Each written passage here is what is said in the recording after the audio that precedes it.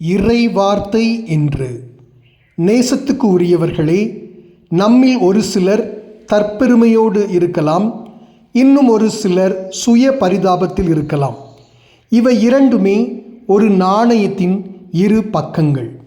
தற்பெருமை என்பது என்னை பிறரோடு ஒப்பிட்டு நான் அவரை விட உயர்ந்தவன் என்ற ஆணவத்தில் வாழ்வது.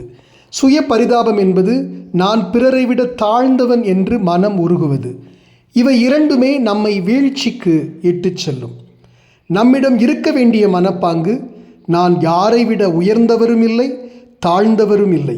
பிறகு நான் யார்? நான் கிறிஸ்து என்ற மறை உடலின் உறுப்பு, மதிப்பு வாய்ந்த உறுப்பு. யாரோடும் நான் என்னை ஒப்பிட வேண்டிய தேவையில்லை. கள்ளமற்ற அன்போடு நான் வாழ வேண்டும் என்கிறது இன்றைய முதல் வாசகம். நற்செய்தி வாசகத்திலே ஆண்டவர் ஒரு பெரிய விருந்து ஓமையை சொல்லுகிறார்.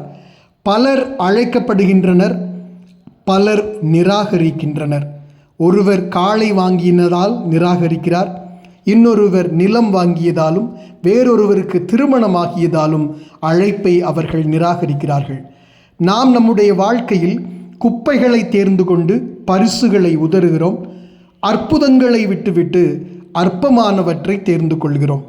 சிறு வயதிலே 20 பைசா நாணயத்தையும் 25 பைசா நாணயத்தையும் யாராவது கொடுத்தால் பெரியதாக இருக்கிறதே என்று எண்ணி 20 பைசா நாணயத்தை வாங்கி கொண்ட அனுபவம் உங்களுக்கு இருக்கும்.